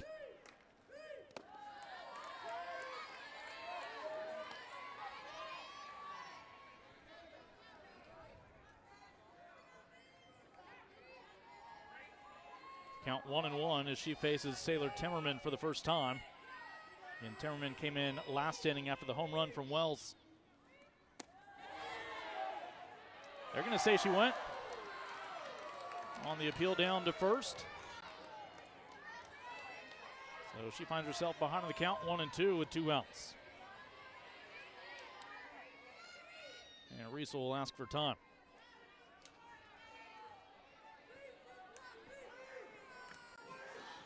Burnham, who is throwing a lot of rise and change, and now Timmerman, who's working down and out of the zone with her drop.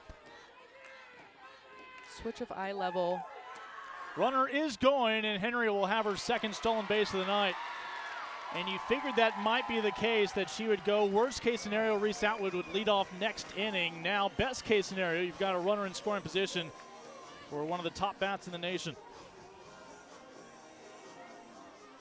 We mentioned Reese has a propensity for extra base hits. They're going to. Arkansas is challenging that the runner at first base possibly left early on the pitch. It's now under review. Is it too good to be true? Arkansas thinks it is worth taking a look.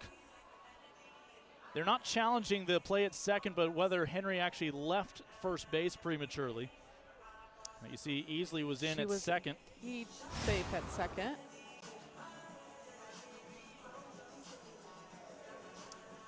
If they are successful, inning will be over. And Courtney Deifel in her 11th year. If she can find a win today or tomorrow, that's her 400th with Arkansas. And the ball is out of the hand.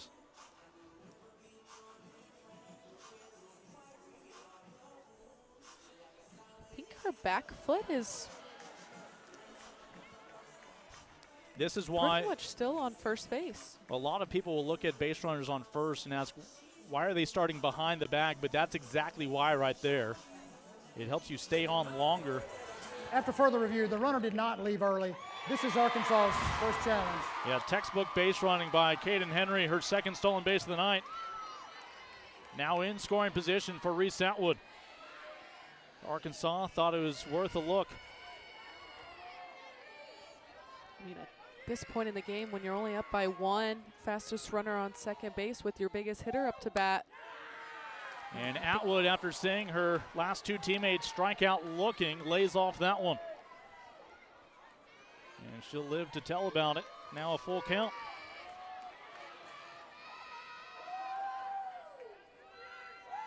With 2 outs, the payoff pitch from Timmerman. Underneath this one, Wyckoff comes in.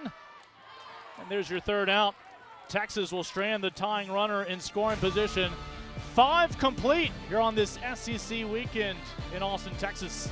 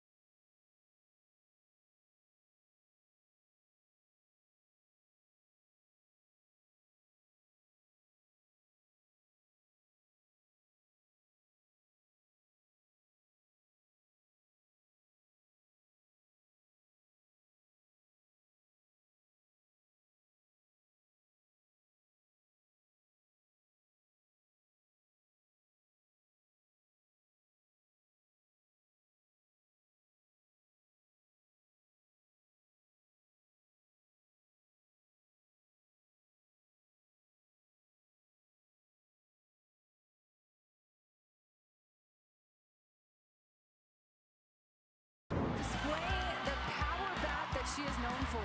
The well sets a new NCAA freshman home run record.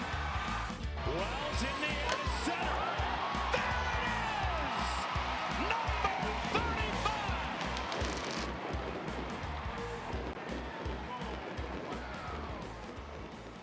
Well, with apologies to Hannah Wells at Texas and Jaden Wells at Arkansas, it's Kendall Wells up there in Norman, Oklahoma, who's been stealing headlines as she is looking to not just tie and narrowly surpass, but cruise past that long-time record of 37 home runs in a single season in Division I.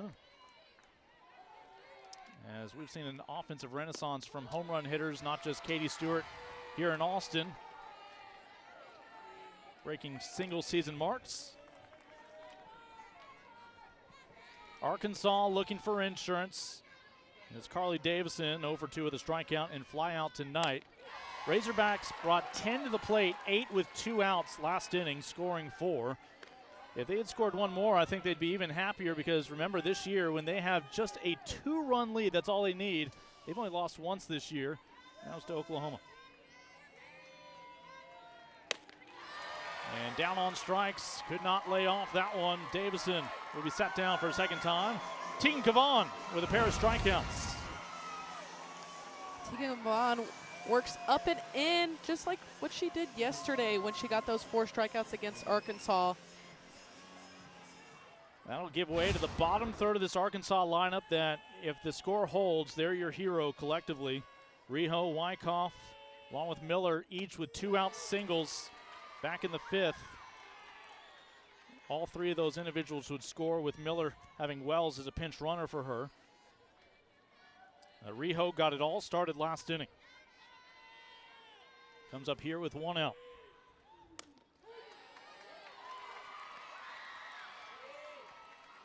Again, presumably Tegan would get the start tomorrow. But how much work is she going to have to do today? We mentioned Never was given a lead to work with yesterday. Comes in with a deficit tonight.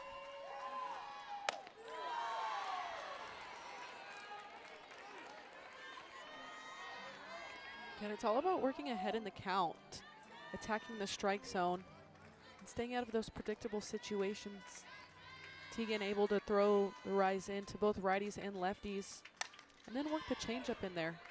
Count will hold at 1-2 after that one fought foul.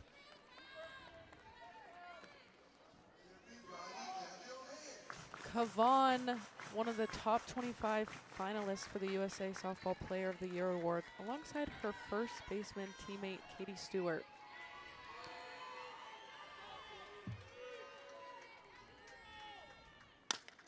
Over to the right side, good. In this infield, trying to get back on track. 2 away.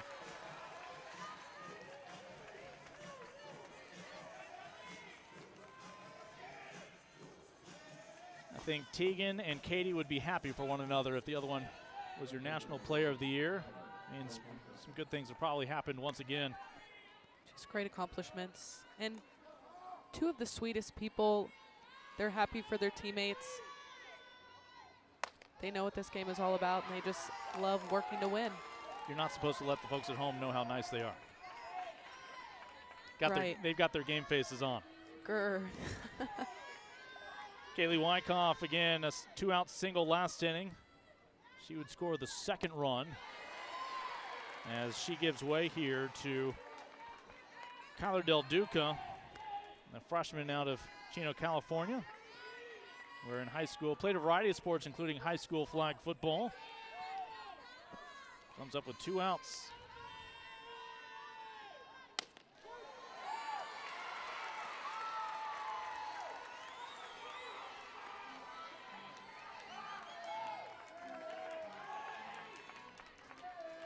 Talk about freshmen for both teams contributing from year 1 in this conference in the SEC, but no match for Tegan Cavan, who has fanned 3 of the 5 batters she has faced in relief, including a 3-up, 3-down inning here in the 6th. That's Cavan with a K. Texas gets it in 3 with that rise ball out of the zone, getting a chase.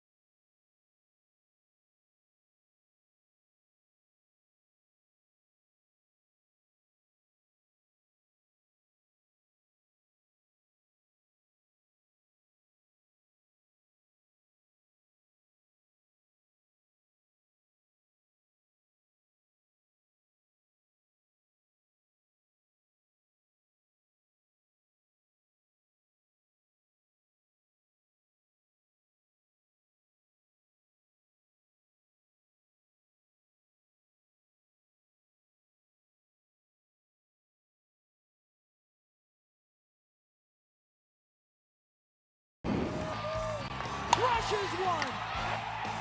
Smash this. Throw the bat. And the drama continues.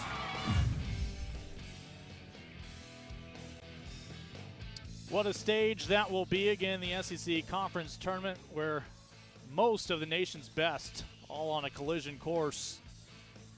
What other conference could Texas and Arkansas, a couple of top 7 programs, be on the outside looking in of the top 4 in the conference? One of these two teams, if they can pick up wins today and tomorrow, may very well find themselves with a double bye. But right now it's Texas just looking to force a rubber match tomorrow. Otherwise, it'll be the Razorbacks eyeing a sweep with the Saturday matchup in Game 3. Home half of the 6th inning. Arkansas utilizing a 4-run 5th to overcome a 3-run deficit. Leanne Good scored the first run of the night back in the 2nd inning. 0 for 1 with a flyout and a walk. It's her first time to come to the plate since the bottom of the 3rd. First time to see Timmerman. And a 3-0 count for Good. Timmerman with a 2.97 ERA. That's not even just showing what she's been doing in the last couple innings.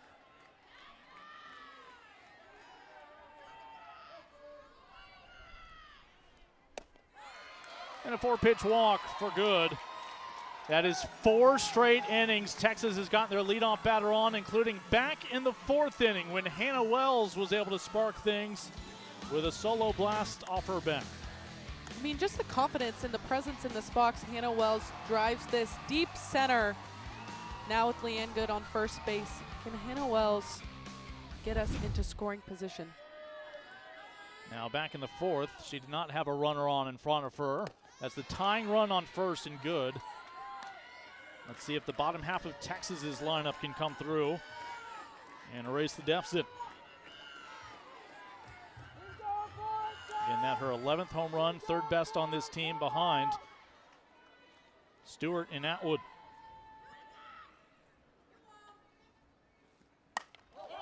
This will get out of play, foul.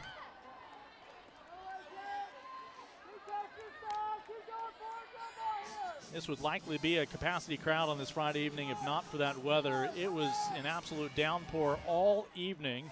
The reason why a 2 o'clock start time got pushed to 7. And the count 1-2. Wells falls behind Timmerman. Wells was the last batter that starter Peyton Burnham saw before giving way to Timmerman. Timmerman has faced just 2 more than the minimum, a couple of walks. He's had a dead ball in the box. Timmerman 4 strikeouts, a couple of walks to the first 8 batters she has seen in relief. No runs conceded. And along the way, the bats of Arkansas have rewarded her, erasing that 3-run deficit and giving her a 1-run lead.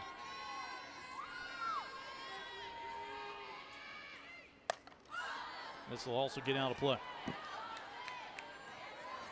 Texas started off very disciplined in the box. No need to change what they were doing from the start. Whether you're up or you're down, you stick to your plan, stick to your process. That's what a championship team does. And it'll hit off the back foot of Wells. Battling here right now with 2 strikes. Hannah Wells waiting for her pitch to come so that she can barrel it and stay through this one, putting Leanne in scoring position, if not scoring her. Again, it was a 4-pitch walk to Good. Wells about to see her 7th pitch. And this one back towards us.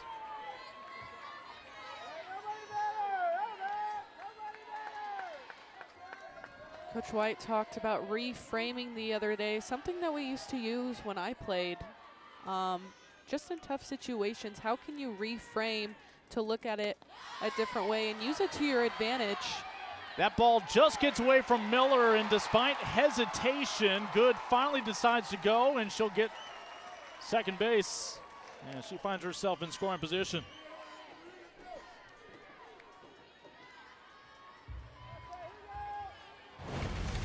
Leanne Good, sneaky speed.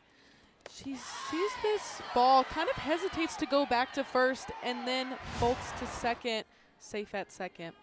The 2-2 to Wells, not chasing that one.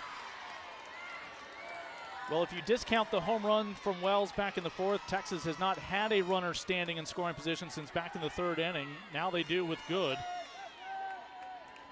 Wells was not in scoring position very long when she was trotting around the base paths. A time called by the freshman. Leanne Good put herself in scoring position last night with her hit to left field that would have tied the game if there was a clutch hit to score her. Again, a ball out of play, and we'll see if we have enough softballs to play out the rest of this one. Quality at bat here for the freshman Hannah Wells. Still fighting. Good, the leadoff walk, standing in scoring position. The payoff pitch, got her. Temmerman will strike out Wells for the first out here in the sixth inning. What a battle. Timmerman battling with what pitch to throw. Goes up and out of the zone to get this chase from Hannah Wells. On to the bottom third of the order for Texas. Here's Kaya Altmaier. First pitch she sees. Over to Davison. It'll move Good down to third. Tying run for Texas, 60 feet away, with J.C. Nichols coming to the plate. 2 outs. With 1 out, runner on second. Pretty good hit from Kaya Altmaier to advance that runner to third. Now we're 2 outs. Texas is up with J.C. Nichols. See what she decides to do. Mike White, just before the season started, summed J.C. Nichols up as a quiet assassin. See if she can come through with the tying run 60 feet away and 2 outs.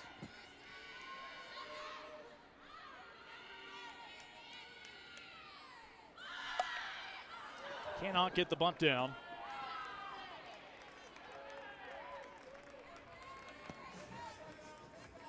The count evens up at 1-1.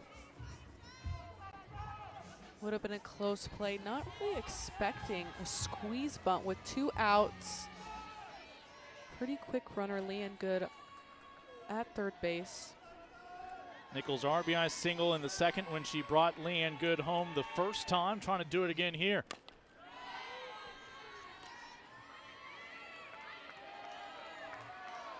Both times Good reaching via walk against Arkansas pitching. J.C. Nichols having an RBI earlier in the game. Can she do it again? It's out of play. 2 of Texas's 3 runs have come with 2 outs, so only Hannah Wells' home run tonight has been a run scored with fewer than 2 outs for these 2 teams.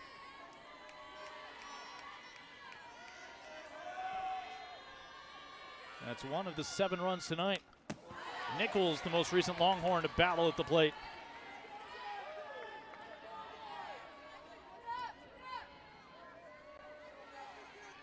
Nichols struck out her last time up against Timmerman back in the 4th.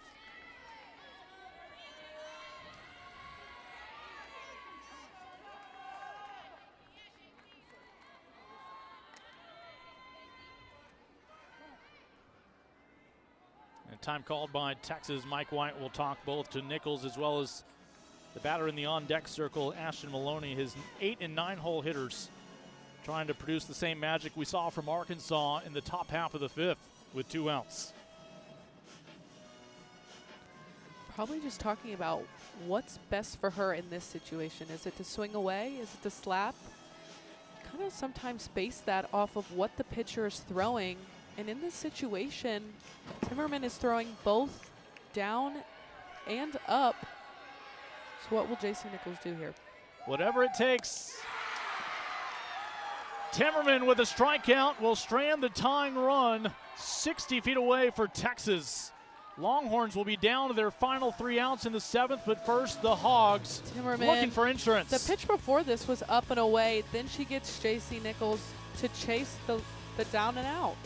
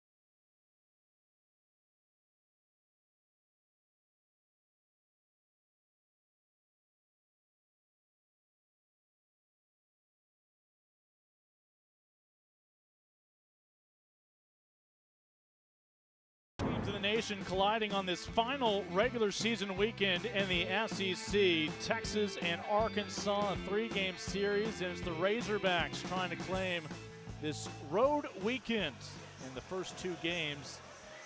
It would be their 20th SEC Road Series win out of their last 24. For Texas, again, this would be a shot in the arm in terms of RPI to pick up another top 10 victory for their resume. Again, no matter what the outcome tonight, there'll be another great chance for these 2 teams to build on that RPI tomorrow as they face each other for a 3rd time. 9-hole hitter Kennedy Miller leads things off. Both teams just have so many veterans throughout their lineup. As cliche as it sounds, I mean, having fun is what brings this game to life. Being able to play calm and collected, having fun is what it's all about. Miller had the 3rd straight 2-out single in the 5th inning. Ultimately, the pinch runner Wells would score on her behalf, but she has extended her team best 18-game on-base streak with the single in the 5th. See if she can help Arkansas find that critical 2-run lead. Over the right side. Katie Stewart can't backhand it. Not sure if Leanne Good would have had a play on it. Miller is on for the 2nd time tonight. Kavon was working ahead of the count, then tried to expand the zone and go out. Ground ball hit to the right side. Looks like Katie went to go field it, but Leanne probably had better range on that ball to get the runner out. It is a infield base hit for Miller, 2 for 3 tonight. First hit now against Tegan Kavon. Back to the top of the order, Reagan Johnson. Johnson finally found her first hit. Part of that 2-out parade, an RBI single in the 5th.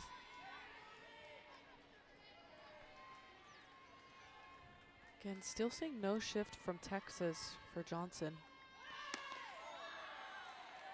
Withdraws the barrel of the bat. Pitch off the mark.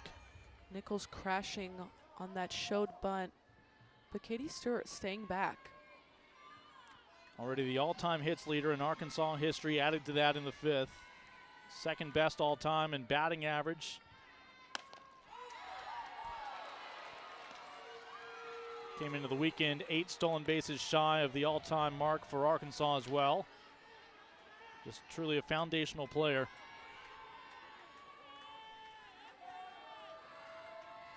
Behind in the count to Kavon, 1-2. 3rd strikeout in relief for Tegan. 1-1. Tegan has an advantage here, being able to work both sides of the plate. She started going outside to Johnson, and then on the last couple pitches, was able to work in for strike 3. As a slapper, you're pretty much looking for one pitch, and getting that inside from Tegan had to be just a change of eye. I shortchanged Tegan. That strikeout she got in the 5th, that elusive 3rd out. 4 on the night. Here's Brinley Bain, the freshman.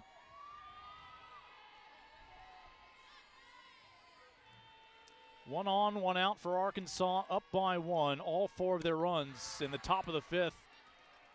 After Texas had plated 1 in each of the 2nd, 3rd, and 4th innings to build a 3-0 lead here in Game 2 of this series.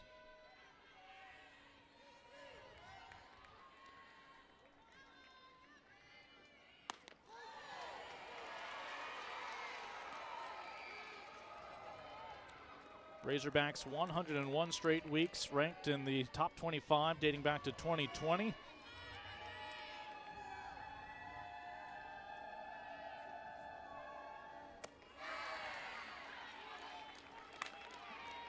And Courtney Deifel has reinvented the expectations over in Fayetteville in her 11th year at the helm. Her first ever win with Arkansas came here in Austin. A win tonight would give her 400.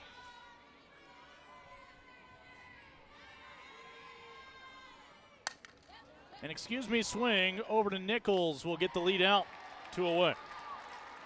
So Miller off the base paths. Bain will run after the fielder's choice.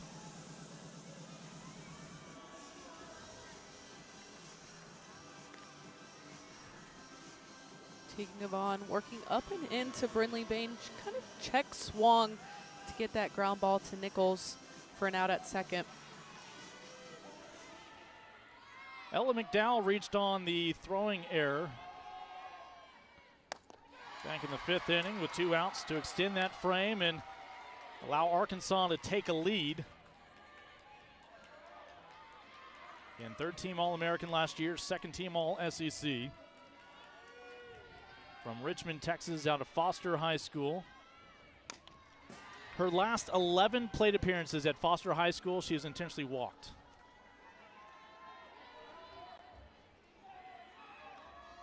Now in her sophomore campaign of her collegiate career.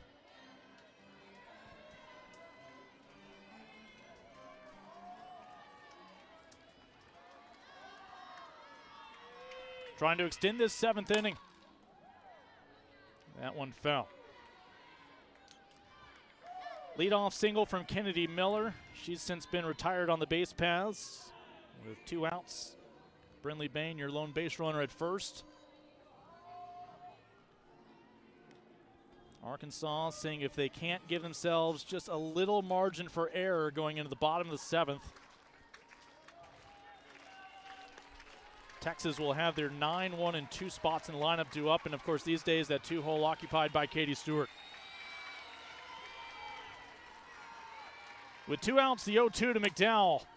That one snagged by Nichols to rob McDowell, possibly of extra bases. And it's Texas needing at least 1 run in the bottom of the 7th. Tracy Nichols playing behind the bag here. Ball was barreled. She's on time to get that reach and get the 3rd out of the inning.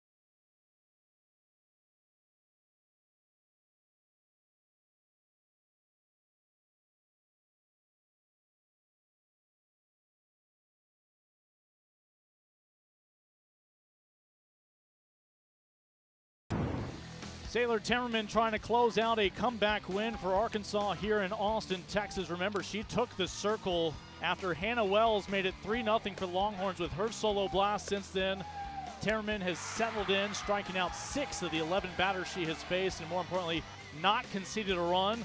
Under her watch, the Arkansas Razorbacks have gone from trailing by 3 to leading by 1.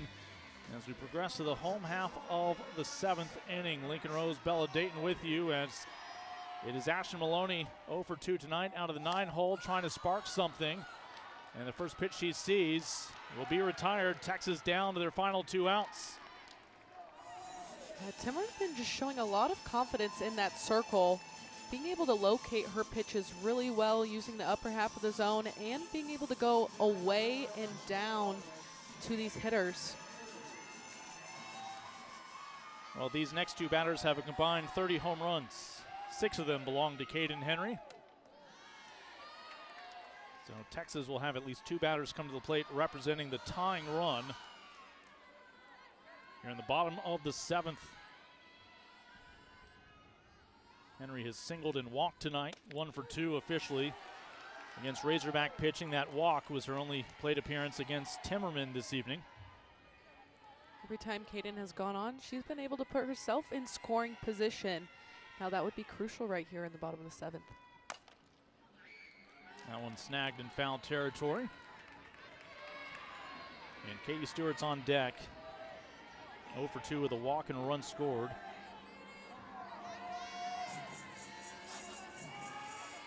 She would welcome Kaden Henry being on the base paths when she comes up.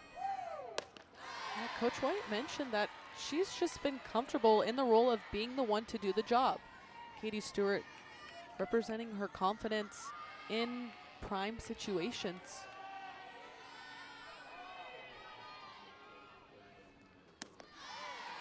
Hard to believe, Kaden Henry, already a junior. Remember talking to Mike White in the fall before her freshman spring campaign. She was already drawing comparisons to Mia Scott. Payoff pitch with one out. Caught looking.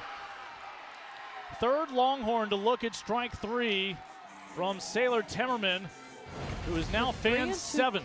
With a 3-2 count in this position, you have to do the job of continuing to foul off till you get the pitch that you want. Timmerman doing a good job of going down in the zone and getting Kaden Henry on strike 3. We saw that yesterday with Longhorn batters leaving it up to the umpire to determine their fate.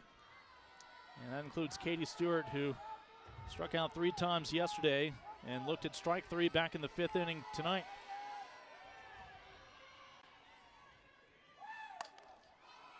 This one opposite field should get out of play, and it does foul.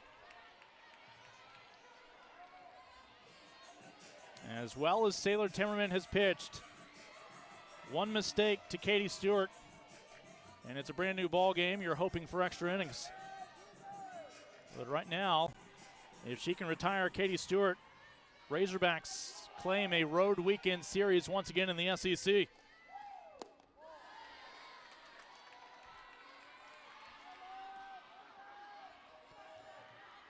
That's what I mean when I say Arkansas is just playing their game. To have that stat on road series, I mean, you're traveling, you're getting acclimated to the facilities, to the fan base, and you're being able to play your own game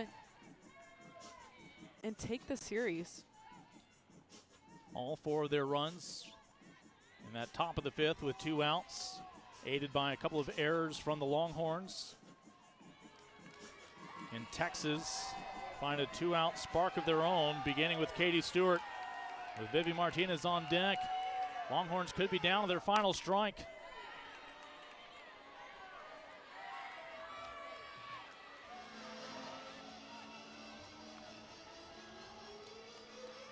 A pop out and a strikeout so far for the 2 outs this inning from the Longhorn lineup.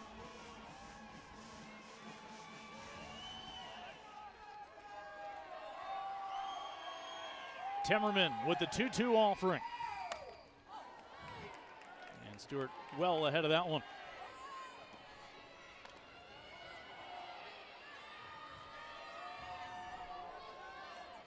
Stewart fighting off anything close to the zone until she gets the pitch that she wants. Again, the 2-2 from Timmerman. And the count goes full with 2 outs, with the tying run at the plate for Texas.